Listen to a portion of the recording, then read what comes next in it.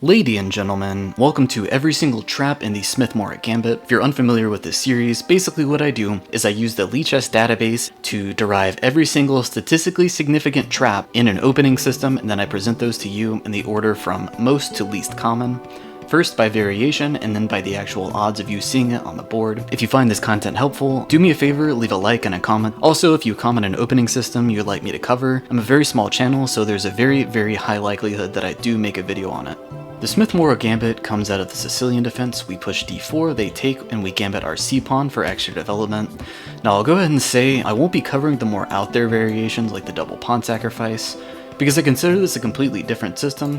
For the most part, I will be assuming that you're playing sort of a mainline Smith-Morra Gambit. There will be a couple instances, I'm sure, where I cover multiple variations that are viable, but for the most part, I'm going to assume that you're playing for the typical Smith-Morra ideas.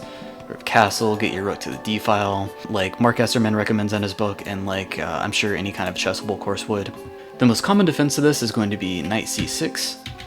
They push their pawn to d6, and then they have a second knight on f6. So two knights and a pawn on d6 is the most common setup that you'll run into, and once you run into this setup, you should already sort of be smelling blood in the water. Usually when people play this variation, they haven't studied the Smith-Morra too much as black. Maybe they're sort of an inexperienced Sicilian player. The best move here by far is going to be pushing the e-pawn to e5. Most commonly they will take, in which case we'll trade queens. You may be thinking trading queens off the board in a gambit system isn't very smart, and normally you'd be right, but this is one of those rare cases where it is definitely optimal. If they take back with knight, what we're going to do is we're going to go ahead and swing out our knight to the b5 square, targeting this check, and after swinging out our knight to b5, sometimes they will play king to d7, defending the square, but hanging a very cool, very rare mate with the two knights mate in 2. Moving on, we're going to go through the exact same variation. Remember, we're going to have our two knights, pawn on d6. What do? We push e5, they take, we take queen, they take back with knight, and this time we're going to look at what happens if they play the more reasonable and engine approved, right? The rook b8 line. Now here we can do something very tricky. We can go ahead and deliver the check with knight c7, they come out and we go back. Now they could just move back, but no one's going to do that. More often people will play a6 or knight c6. We'll look at a6 because it goes into the exact same trap with the two knights, checkmate in 2. Moving on to the same setup for black, the two knights, the pawn is on d6. Once again, we're going to push e5, they're going to take, we take queen, and this time they're going to take back with the king. Alright, so here we're going to play knight to g5. A very easy way to remember this, by the way, is either way they take back, they take the queen back, we're going to want to threaten check. So here we're threatening check, and if they take back with king, we're going to threaten check this way, right? In this case, this is already a very comfortable sort of in-game scenario for white. We have way more active pieces, their pawns are going to be hanging, the engine much prefers white, the win rate's something like 75%, and what's really funny is the most common move in the database is e6, which just simply hangs this, right? It just simply hangs the rook. Alright, moving on to our final trap line in the two knights d6 variation. Here, once again, we're going to push our e5. This time, they're going to take with knight, which is a very common blunder. It straight up blunders the knight because they cannot take back, but as you'll see, 95% of people do, and they decide to go ahead and blunder their queen as well. Because, as you can see, the knight is no longer defending the queen, only the king is defending the queen. The king is a terrible, unreliable defender, and we play the simple removing the defender tactic, the old reliable of gambits. Bishop takes f7, winning the queen. Moving on to the next variation, we're going to look at the pawn on e6 to knight setup. So here we have a couple options. We can go and sort of play the typical Morra moves, castle, queen e2, swing out the rook to the d file, or we can push e5. We'll look at both. There are traps in both. So starting with the typical Morra moves, we're going to look at bishop e7, which is by far the most common move for black. We go queen e2, they castle, we go rook d1, and here we're going to look at what happens if they push d6, going for a Shevenigan structure. Unfortunately, this is too slow because we have the resource of e5. Obviously, if they take back, we can just simply take with the knight. First, we're going to look at the most common response, which is playing the passive move, but I think the engine approved move of moving the knight back to e8. Here, we're going to go ahead and take, And if they take with knight, which is the most common, it is a blunder, because now we have too much pressure on this piece, and black does not have enough time to get defenders here. We're going to swing our knight out to e4, and we're going to be winning this knight no matter what. Next, we're going to look at a very similar position. Again, we're going to play our typical Morra moves. We're back here, they play d6, we push, and now we're going to look what happens if they play knight to g4. We're going to go ahead and take, and very similarly to the other line, we're going to go ahead and take advantage of this pin to win a piece. A lot of the times, if you look at the database, they'll actually just go ahead and blunder a second piece as well. Back to the starting position with the two knights and a pawn on e6. We're going to look at what happens if you go ahead and castle, bishop e7, and then push e5, which I think is the engine-approved line. Here, if they elect to go knight g4, we go ahead and defend the pawn with bishop f4. They decide to castle, which is the most common move. That's already a mistake. We can push h3. They have nowhere to go with their knight except h6, letting us completely open up their king. Very comfortable position for white. Moving on to a weirdly common variation in the Smith-Morra, which is knight c6. They go ahead and push d6, and then instead of developing the two knights and getting to this line, they decide to play bishop g4, which is an absolutely horrible move, because we have, of course, all reliable. Bishop takes f7 check, they take back, knight g5 check, and then we simply get our piece back, we remove their castling rights, and we have a superior position. The next most common traps in that database appear in the dragon variation. The dragon variation is going to be when they develop their knight to c6, and then Fianchetto their dark bishop. I do want to point out, when they start with the Fianchetto, first of all, that's much less common, but that's a different variation, and it's slightly inaccurate for reasons that I'll cover later in the video when we get to that variation. I'm going to start off with what happens if we push e5.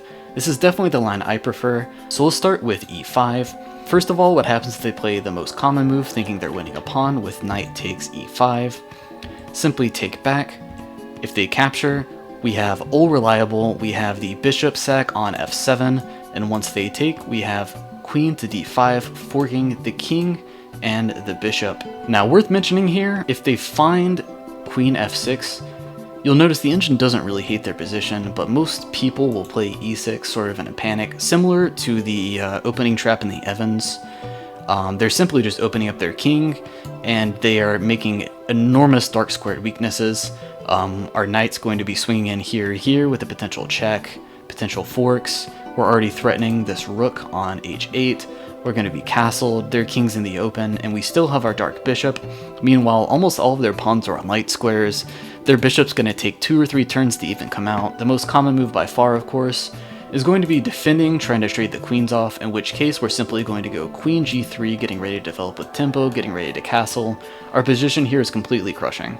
Next, we're going to look at another line in the dragon variation where we elect to push e5. This time we're going to look at what happens if they go queen a5. Now this one is a lot less common, but it can seem like a very strong option if you don't know the refutation.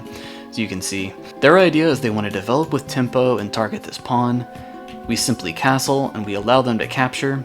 After capturing, we have this very tricky interference move with knight b5. After knight b5, the most common move is going to be a6, in which case we're going to play all reliable. Bishop takes f7. We're going to fork the king and the bishop.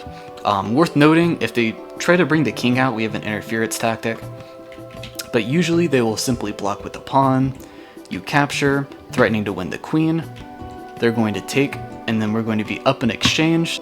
Meanwhile, we have the dark squared bishop, our king is safe, and this should be completely winning for white. The next line we're going to look at in the dragon is going to be if we elect not to push e5 but to go ahead and castle, sort of the more standard Smith-Morra move. Here they can play a pretty common mistake, e6. This is a very common theme in the Morra, where we immediately take advantage of these dark square weaknesses with knight b5, obviously threatening to take away their castling rights. The most common move here is inaccurate, but it's d5, simply capture. Following the most common moves, they capture back.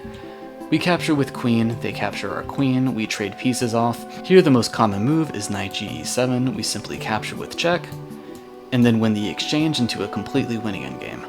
Next, we're going to look at the very common mistake of when our opponent develops their knight to f6 in this position. We simply push the pawn to e5, kicking the knight, a very common theme in these types of lines. Usually they're going to swing their knight out to g4, thinking they're about to win a pawn. You may be tempted by old reliable here, but let's look at what happens. After this variation, where they retreat their king to g8, you'll notice that we no longer have a light bishop to deliver checks. Their king's actually pretty safe, and after they capture the pawn back, they're up a pawn, and it's arguable if we have compensation or not.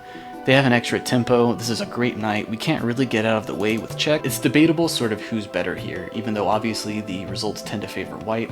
Better instead is we go ahead and develop the rook first. And now, if they capture the pawn, which most people do, that's why they played knight g4, we capture, and then we have the very nice exchange sack with rook takes e5. If they capture back, we simply fork mate, and the bishop with queen to d5. Next, we have a very similar trap. This one is extremely rare. This is our last one in the dragon, but it is still statistically significant, and it's definitely worth talking about. So we're going to look what happens if they play the strange move knight e5, trying to trade off the knights. You simply capture back. They capture with the bishop.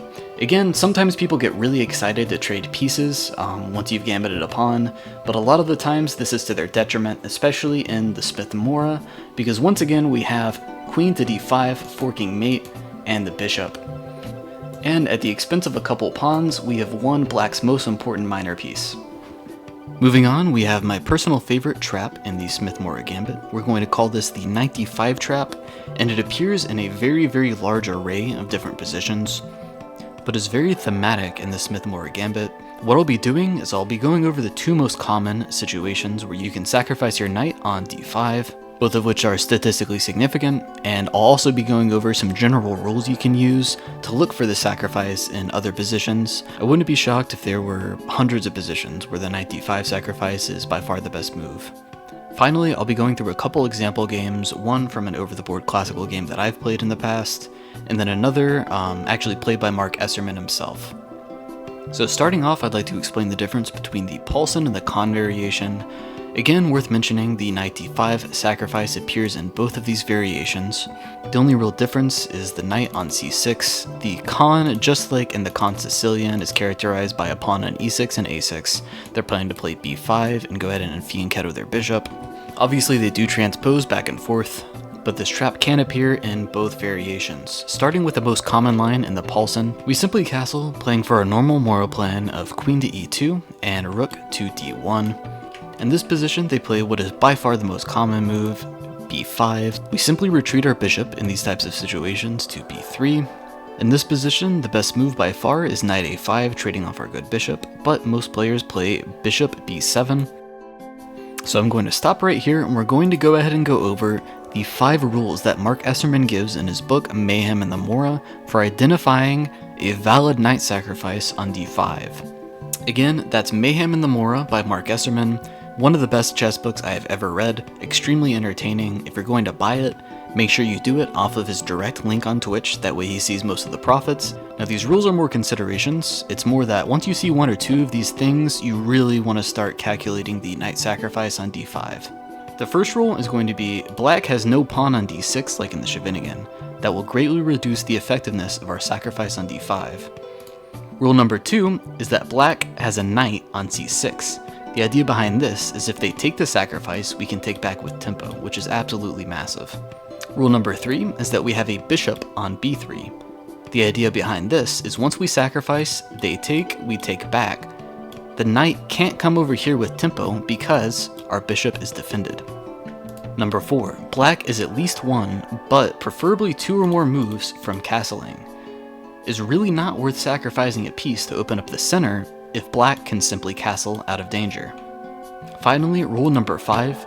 In lines where black kicks the knight with b4, it's always worth considering this knight d5 sacrifice. You'll notice very few people actually play the sacrifice. Most people opt for the normal Smith-Morra Gambit moves.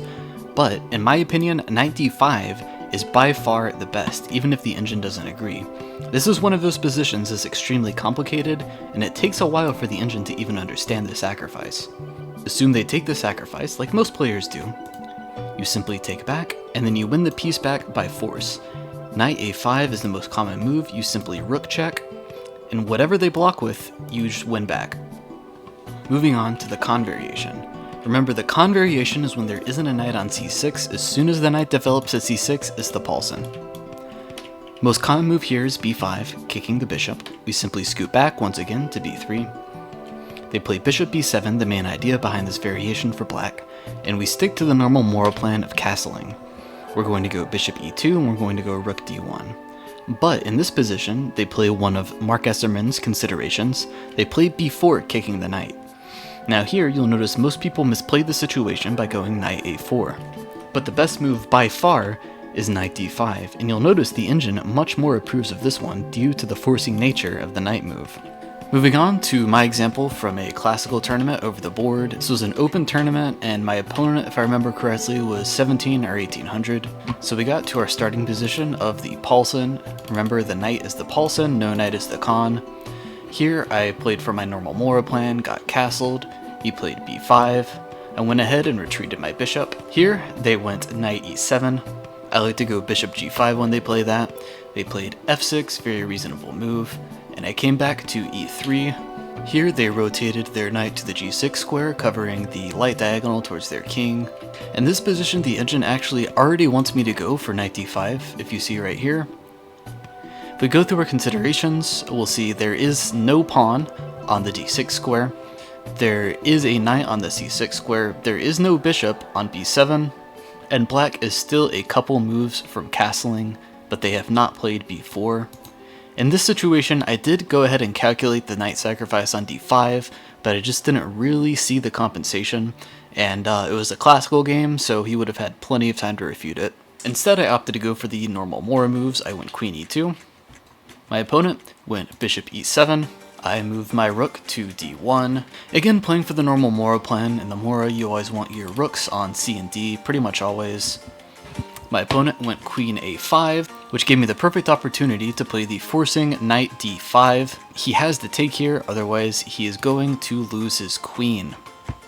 I wanted to include this game in particular because I feel like it really showed off the wide array of different positions where the knight d5 sack worked. This one happening all the way on move 13, and why it's so important to have those rules, those considerations memorized. The reason this is my favorite trap in the Smith-Morra, the Nd5 Trap, is that it will work on very, very strong players, and to illustrate that point, our next game is Von Whaley versus Esserman with an example of the Nd5 Trap. Starting off, we get to the starting position of the Morra. Von Whaley plays the Paulsen Variation once again. Mark Esserman castles. Von Whaley plays the exact same move, knight g7, bishop g5, f6, back to e3. Von Whaley plays knight g6, similar to my opponent. Position, Mark Esserman slides his bishop back to b3 on his own, setting up for the knight d5 sacrifice. Notice there's a knight on c6, there is no pawn on d6. Black is at least one move away from castling. Von Whaley goes b5. And here, Mark Esserman springs the trap with knight to d5. Moving on, let's talk about the traps and lines where your opponent, who doesn't know the Smith-Morra very well, plays e5. e5 is a huge mistake against the Morra because you can no longer play e6, and it also creates dark squared weaknesses. For the first trap, we start with our typical Morra moves. Our opponent plays bishop to f5, and we have all reliable, once again, bishop takes f7, and then queen d5 check, winning back the piece. Next, once again, our opponent is going to play e5. We stick to our normal plan of bishop c4, and this time they're going to go bishop e7. Here, the winning move is queen to d5, threatening mate. The best move here is actually d6, in which case we simply deliver the check. They move their king, and we're crushing. Again, we're at our starting position with the black pawn on e5. We play bishop c4. This time they're going to go h6, a huge mistake because we have queen b3 targeting once again the f7 square. Queen f6 is the most common move defending it, and here we simply knight fork the queen and the c7 square. If our opponent decides to play bishop to b4, we can simply once again go queen b3. They usually take back with pawn so we can keep the battery, and then no matter where they move their queen to defend, we can simply play bishop to a3. Next, we have a trap in the Fianchetto variation.